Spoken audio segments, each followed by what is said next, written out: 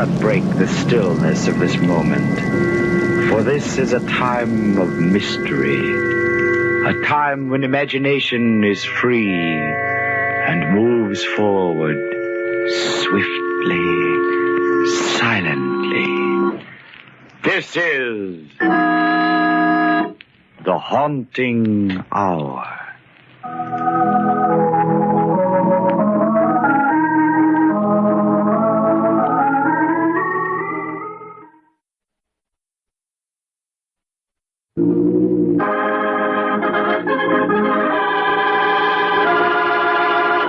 Murder is my business.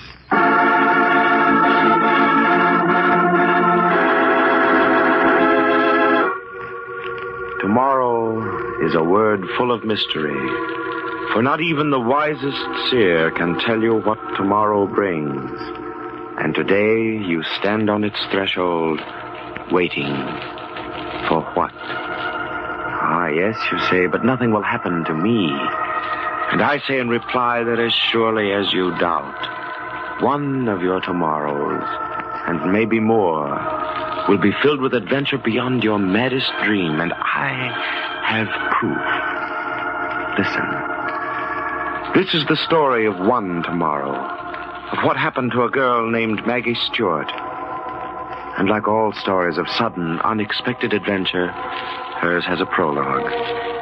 You will not understand this prologue, for like Maggie, you are shrouded with the darkness of the unknown that is tomorrow. It begins on a streamliner, its silver nose pointing south, its wheels humming with speed, and in the prologue are two people, identities unknown, a man and a woman. The man sits stiffly on seat 7 in car 13. He is silent, on his face an expression of impatience.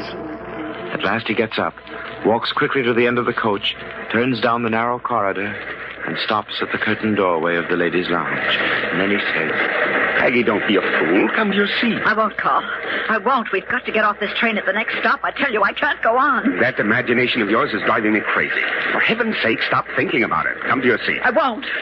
I don't want to be killed. I'm not ready to die. Good night, Aggie. You're just plain silly. But he's on the train. I know he is.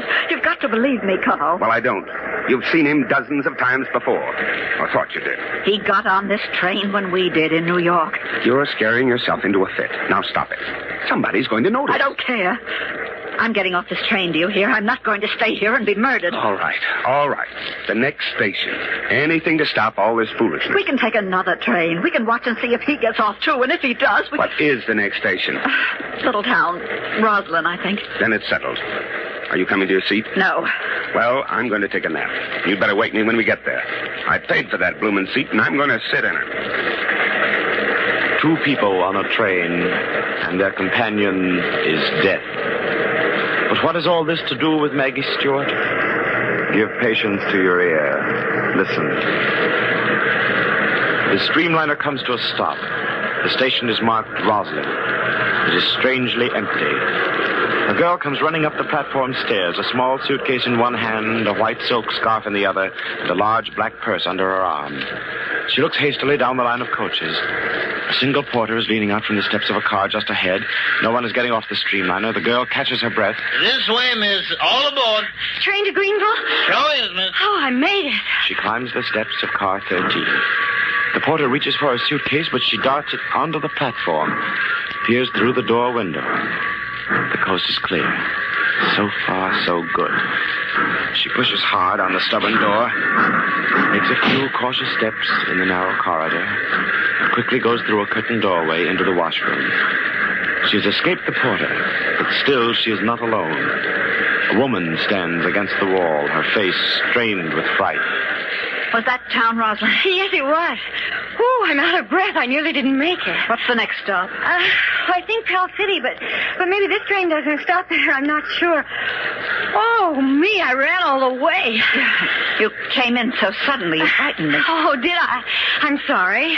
Ring the porter's bell there, and he'll come for your bag. Oh, no, I'll just slip it in here against the wall. I'm not going very far. Oh, that's a gun. Oh, don't think I'm a criminal or something. I had it wrapped in this scarf here so nobody would see it until I could put it away, and now What would a young lady like you be doing with a revolver? Well, now, that's exactly what I told Aunt Margaret people would say. Oh, here, I'll put it in my pocketbook. Aunt Margaret's so old-fashioned. Imagine. She came flying down to the station just to give me that revolver. Why? Oh, I don't know. Uncle Jim used to make her carry it. He was on the road so much, so Aunt Margaret, well, she's very fond of me, and I took it just to please her. Is something the matter? You look... Oh, no, I'm all right, thank you. It's the train, the motion. Oh, maybe a cup of water. Oh, no, it's nothing. Don't think about it. You said you weren't going far. How far? Just 4 hours from here. To spend a whole week on a farm a few miles outside of Greenville. A girlfriend of mine has it. Oh, vacation? Mm-hmm. Oh, it's all so unexpected. That's why I nearly missed the train. Maybe...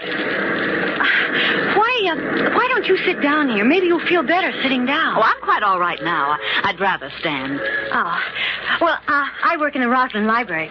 I didn't start there till last March, so I'm not really entitled to a vacation this year. But with the holidays coming like they do, Mrs. Hart said I might have the time off.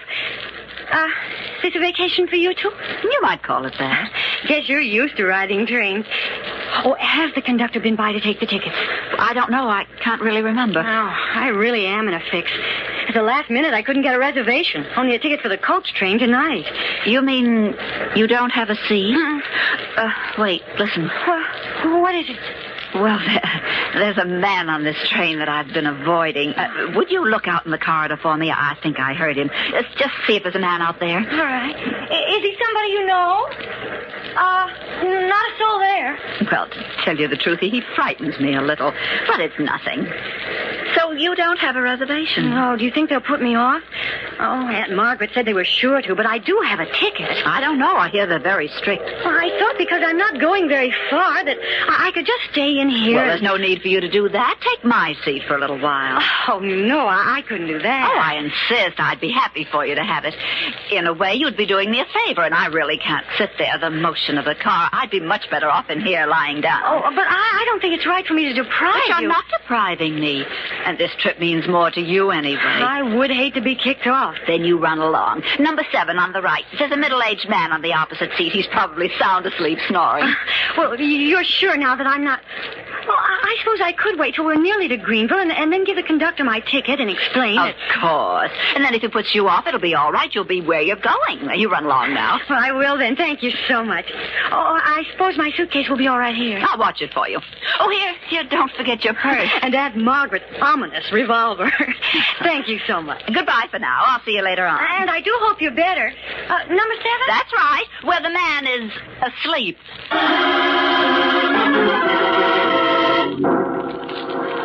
Maggie Stewart sits quietly, her eyes following the swift-moving landscape of trees and hills. Directly in front of her is a sleeping man, but he is silent now, his head tilted back on the seat. There's something about him, something eerie. Faint chatterings come from the other occupants of the car. At last, the train slows down, stops. And Maggie notices the station is Pell City.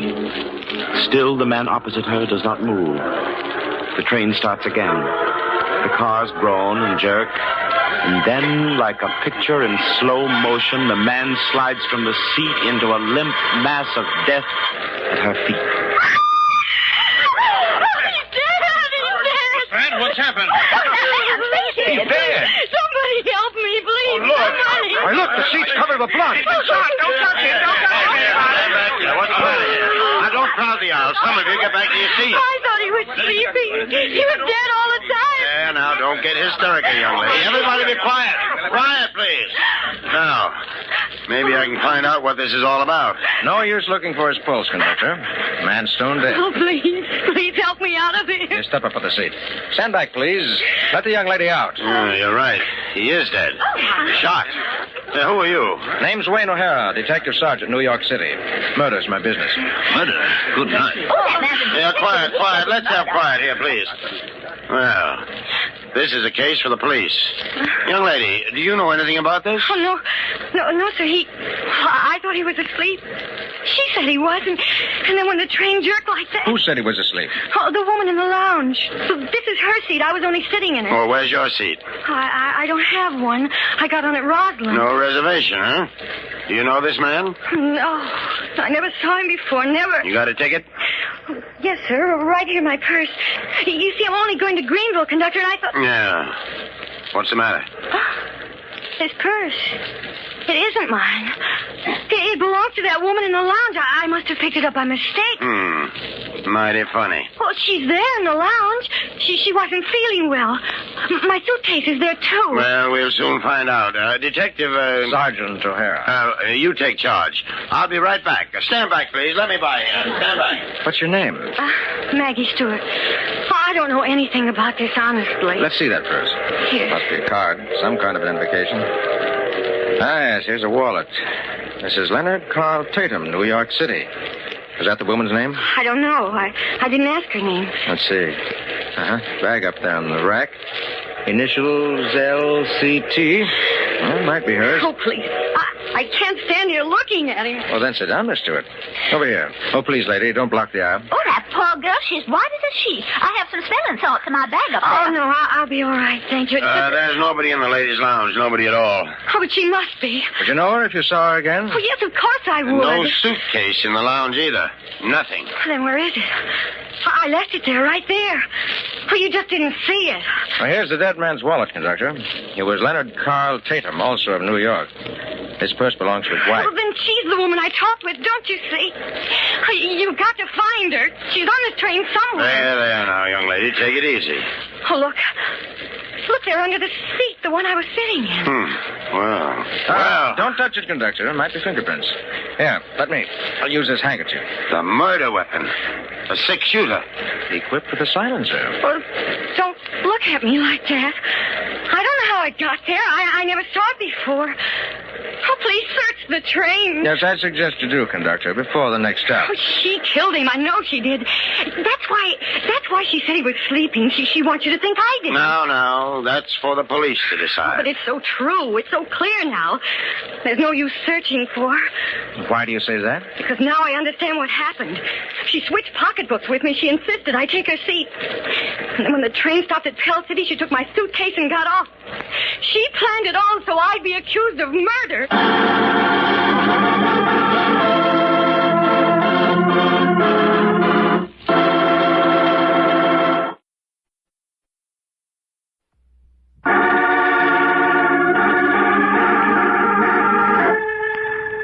When Maggie Stewart, off on a vacation, boarded the streamliner without a reservation, she started on an amazing adventure of murder.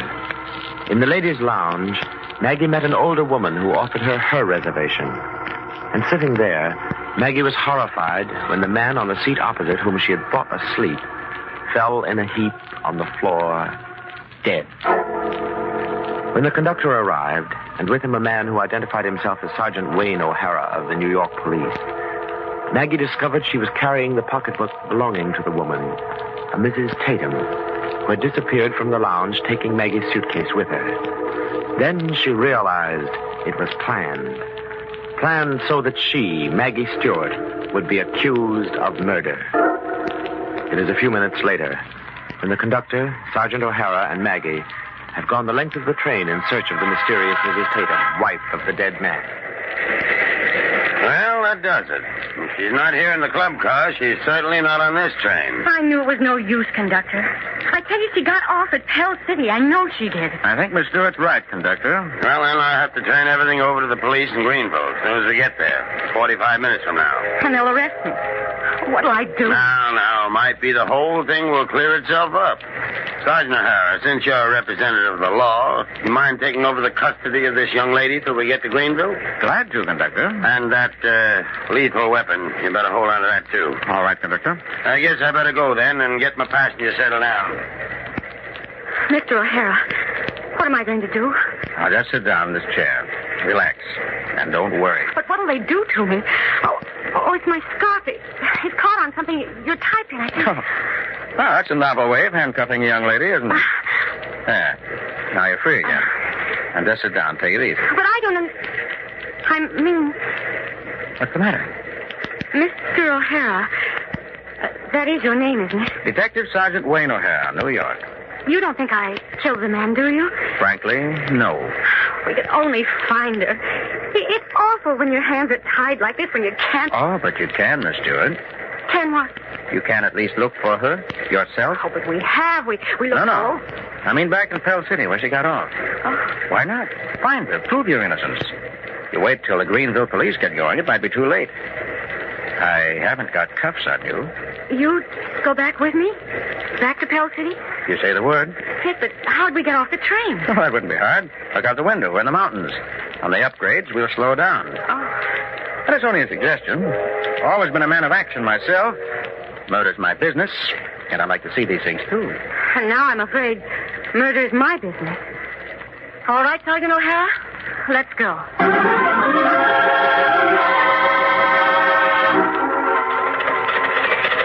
Hey, you two all right back there?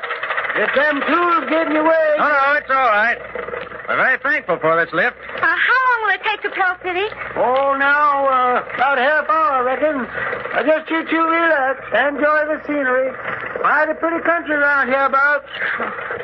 Funny old cutter, isn't it? Sergeant O'Hara, do you really think we're doing the right thing? How can we ever find her? How many hotels are there in Pell City?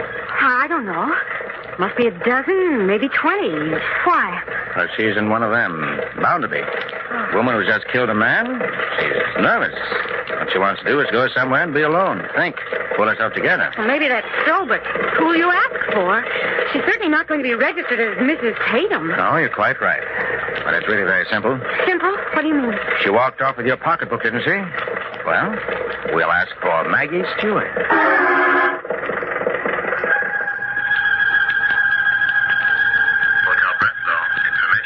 Miss Maggie Stewart, please.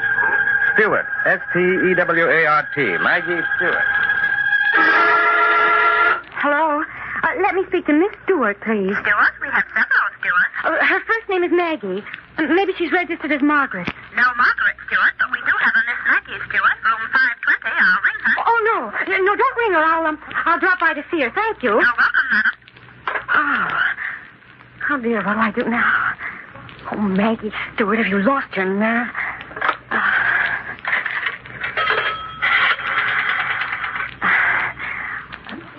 Operator, give me the police, quick. Hello. This is Mrs. Leonard Carl Tatum speaking. What I've got to tell you is a matter of life and death, so listen carefully. In Greenville, the police are searching for a girl who calls herself Maggie Stewart. Yes, she murdered my husband. In a few minutes, I'll be at the McMillan Hotel. I'll be wearing a white silk scarf. If you follow me, I'll lead you to Maggie Stewart. But if you interfere, if you stop me, she'll get away again. Be at the McMillan Hotel in 10 minutes. Oh. Sergeant O'Hara, quick, I found her!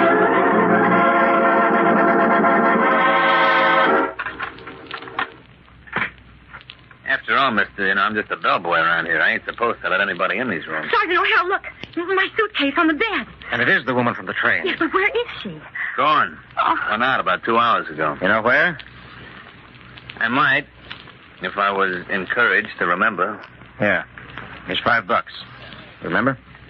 Middle-aged woman, wasn't she? Kind of tall, well-dressed? Oh, that's right. But where'd she go? She sent me out to rent a car. Said she was going to drive over to Lake Winnett. Ask me how to get there. Lake Winnett? Why would she go there? Oh, I see. Listen, we'll rent a car. We hurry, we can make it before nightfall. Now I know where she is.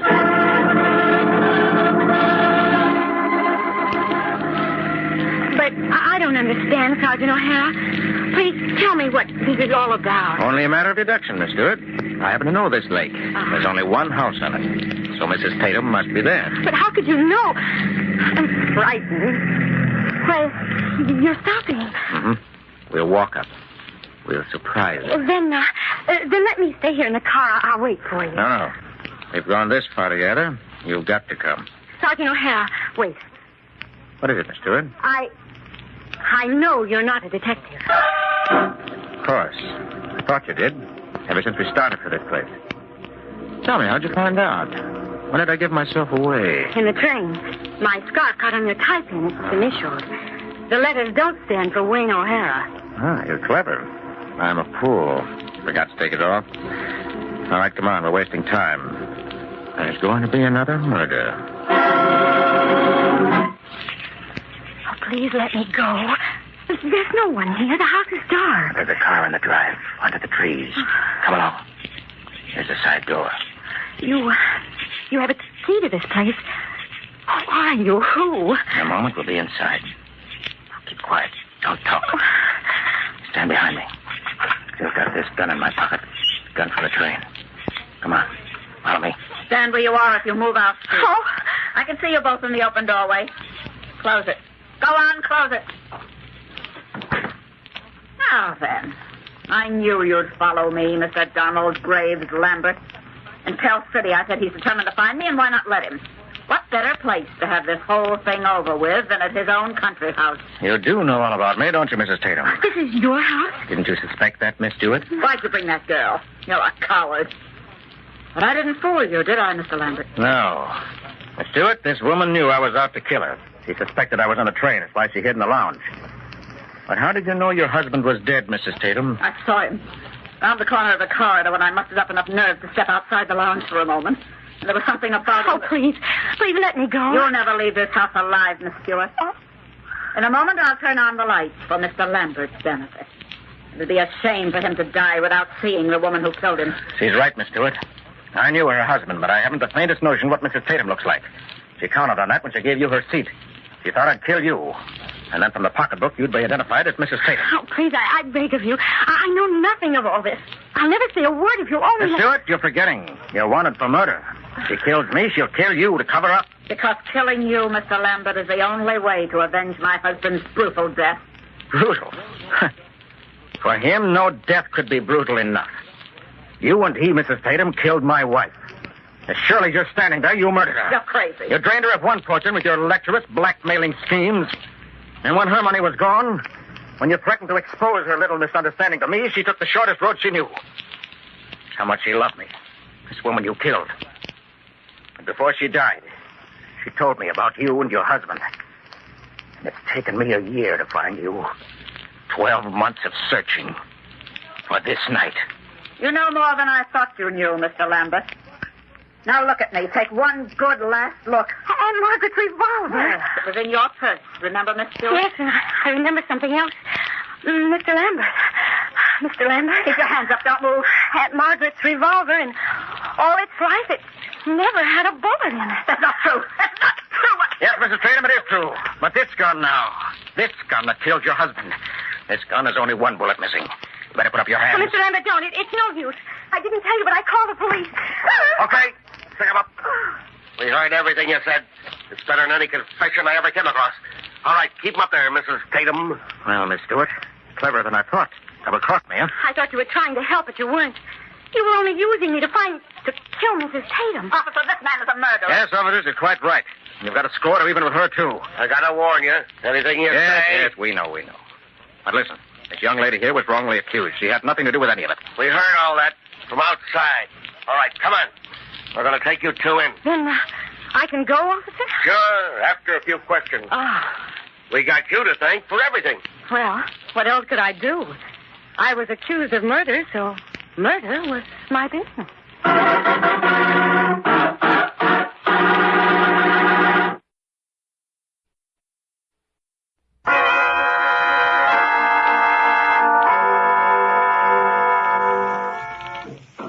From shadows and stillness, mystery weaves a spell of strangest fascination, charging the mind with doubts and fears. For mystery is a strange companion, a living memory in the haunting hour.